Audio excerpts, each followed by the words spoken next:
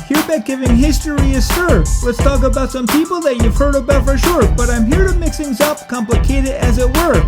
Take a complex picture and blur it even more. Now you know the plot reached climax in 04. We Hawk in the place, Burr settling the score. Historians today still debate what did occur, and now the tale clouded in a veil of much lore. Hamilton shut down, but winner of that clash. Eliza wrote the story, but first cleared the cache. Didn't waste her sharp-pulled reputation from the ash. Denied Monroe, saying stories bolder dash. Burr now framed as the villain of history. 200 is portrayed in books so bitterly, and justified for most given his main injury.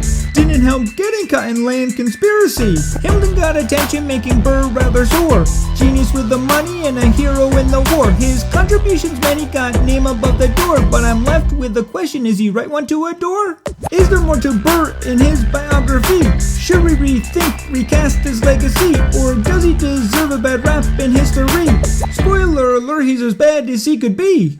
Hamilton wrote that Burr stood for nothing.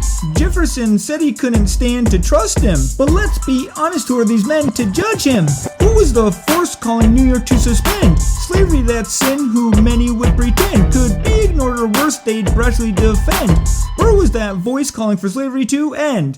Burr fought for the middle, not just the filthy rich. Open up a bank, letting the class make a pitch. New property requirement was just bait and switch. If democracy to stand, rewrite that fatal glitch. Said life of poor men's were a trend we gotta ditch. Powerful families know better than working stitch. Defended immigration when others had the itch. To shut down our borders, said all had a niche.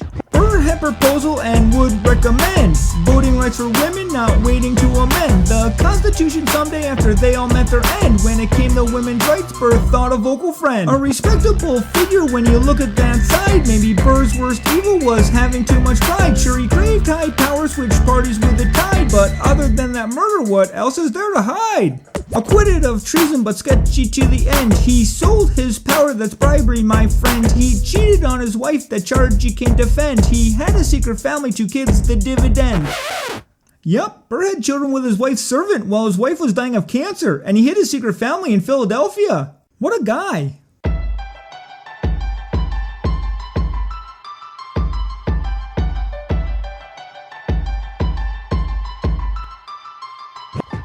So let's pause to ask how a person can be framed. Who becomes a legend and who becomes the fame? Cause all of these guys have at one time been acclaimed, but when you dig a little deeper, all should rightly be ashamed. Now when we look at Burr, reputation in the trash, but how about those who ruled with the lash?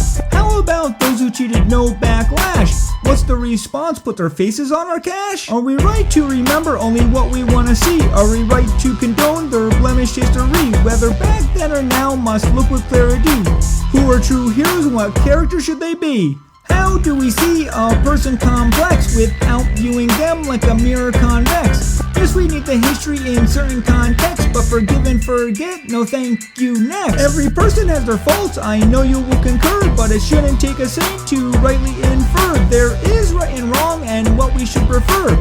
All we demand heroes have a moral signature? Cause I'm tired of these dudes thinking they can get away with a shooting in Weehawken 5th Ave or Broadway, or thinking they can touch a woman in any way without her permission, consent, or proper say. They got away with slaving, not feeling the effects. They got away with treating women like objects. They got away oppressing poor like subjects. In the bank of justice, framers bouncing their checks. Yes, they made our country, let's pay our respects. But in the court of justice, these guys the suspects. 4 years later, still fixing defects. Is it right to demand leaders who aren't amateur, who have some experience, who read the literature, but also respect, are decent with honor?